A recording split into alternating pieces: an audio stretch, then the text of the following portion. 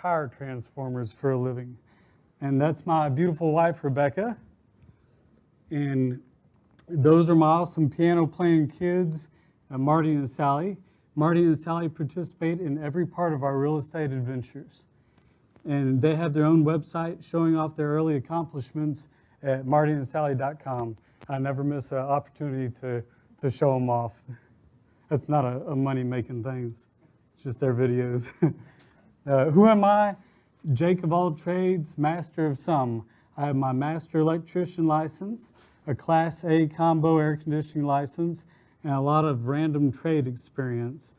A good friend once asked me, Jake, is there anything you're not good at? I told him, yeah, I'm making money. That's why I'm good at everything else. I was an apartment maintenance man and a journeyman painter at a nuclear power plant, and I have a commercial driver's license also. Here we go. 2 rentals in year 1. Please hold all questions till the end of this presentation. All right. My wife and I had no idea we had enough money to buy a rental house. We paid to join a real estate group. We learned how to pull my 401k money using an attorney to do an in-marriage qualified domestic relations order, or a quadro. We got pre-approved for hard money and conventional loans, and we went house shopping. The class that we're going to give will help provide much greater detail about how to get started with your own single-family investing. Rental number 1. Here's the first rental home that we purchased and renovated. The listing agent told me that there were 72 offers within the first 3 days of this listing, and the seller accepted my family's offer over the others. That hard money closing date was November 20th of 2020. Here are the numbers for that first rental. The hard money appraisal value before turning the sunroom into a bedroom was $213,000. The conventional appraised value after the renovation and sunroom conversion was $230,000. We negotiated the purchase price down from $162,000 down to $154,900 because they had the wrong square footage on the tax records. We get $1,850 a month in rent. Our cash flow per month is $405 on this house, and Harris County pays us an additional $150 a month to maintain the yard through a rapid rehousing program, and we'll talk about that in the class. Our cash-on-cash return is 9.72%. Our unrealized capital gain is $11,500.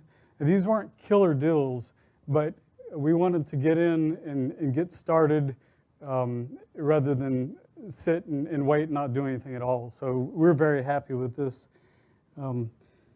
If you use the conventional appraised value when we purchase a home, that's how we got the $11,500. It actually would appraise for more now, since a lot more homes have sold in the neighborhood. It'd show a higher unrealized capital gain. And a number that I never see anybody write down that I thought is cool is the renter will have paid, or did pay, $3,240 on the principal of the loan this first year.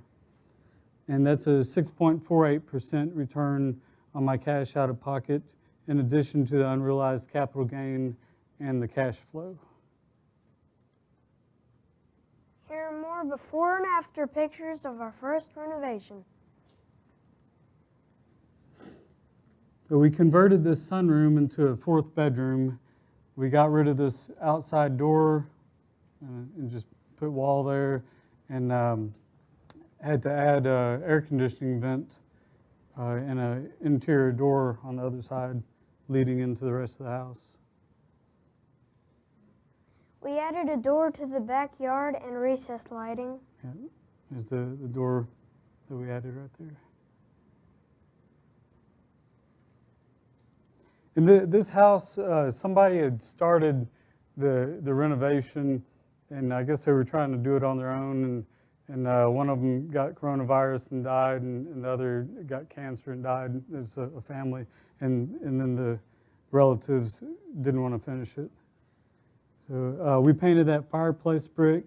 That's a natural gas fireplace. We chose to put carpet in the bedrooms.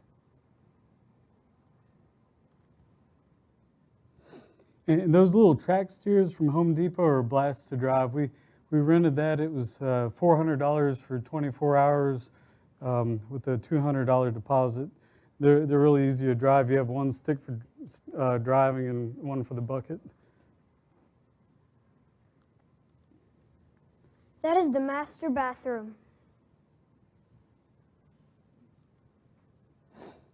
And that's the guest bath.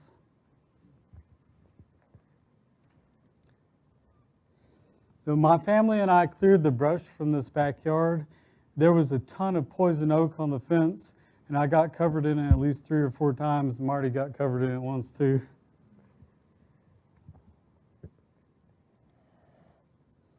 So we filled up 3 of those 30 cubic yard dumpsters and 1 20 cubic yard dumpster with brush from the yard and trash from the house. There were a ton of concrete slabs that had to be broken up with a demolition hammer, many stumps, and a large cut-up tree that had previously fallen through this side of the house, but somebody else fixed that. And a massive sprinkler system in the front and backyard that we had to rip a lot of the pipes up that were sticking through the yard. My dad and I replaced that rotten section of deck because it was a tripping hazard, lots of holes. We the contractors they painted it and said they patched it, but it was so rotten the renter asked us to do something with it, and so we just replaced it.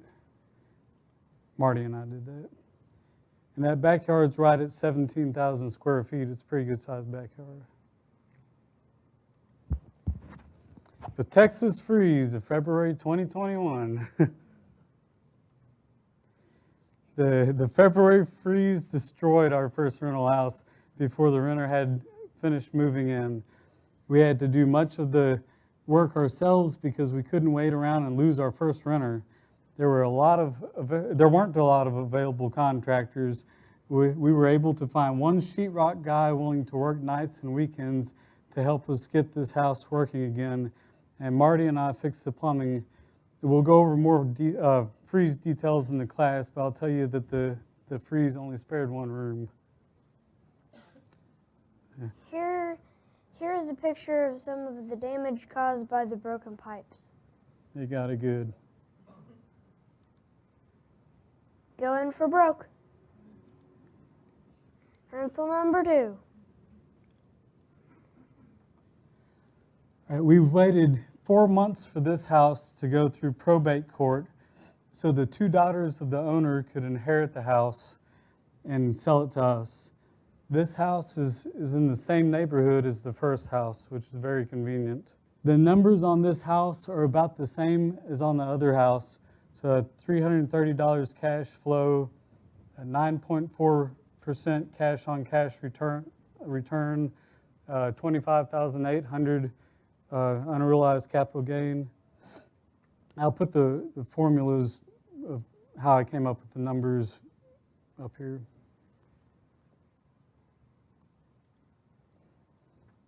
This was the kitchen renovation. We removed this island and we knocked out that wall right there to open up to the dining room area and closed in this window to add the countertop space for the stove. I love that kitchen. What's funny is that our rental homes are way nicer than the fixer-upper we live in. They really are sad. We're working on building our passive income before we live that life of luxury like our renters.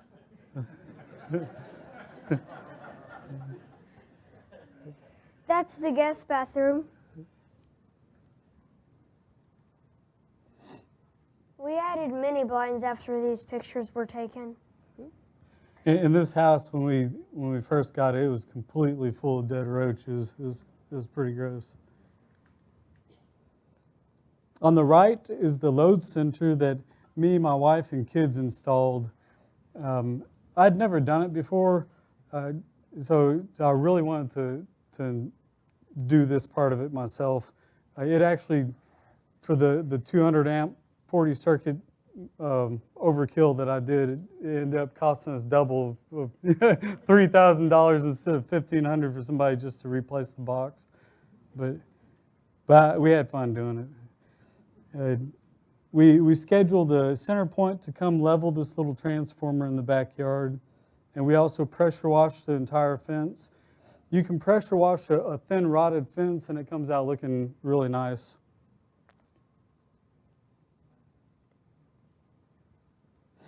We removed all the phone and cable boxes and wires off the outside of the house, and all the plants and the bench off the fence line. Never too early to learn all about real estate. Both Marty and Sally read Rich Dad, Poor Dad. That's a staged picture. We read it on our tablets.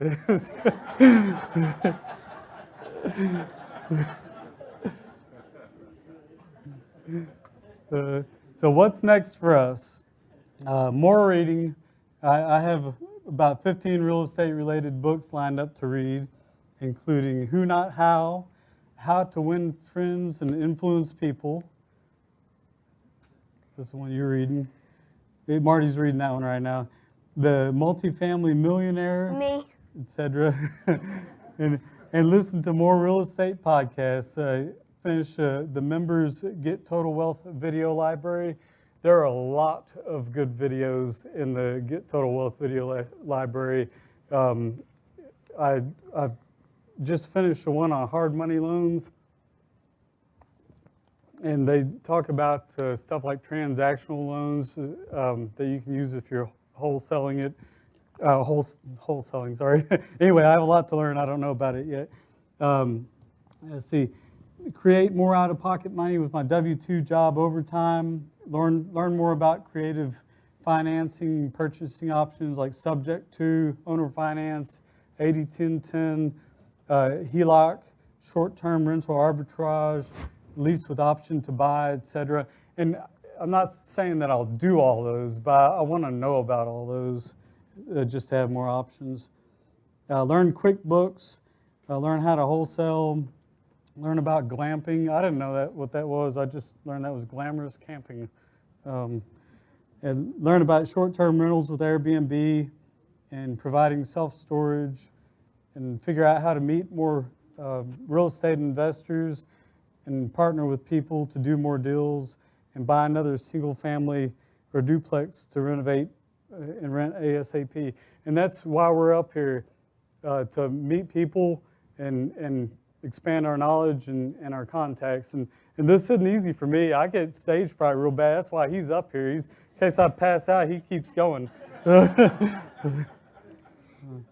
Your face is not too red. So please join us for our how-to class. We're going to go into as much detail as I can on showing you exactly how we acquired our two houses. Thank you for having us today.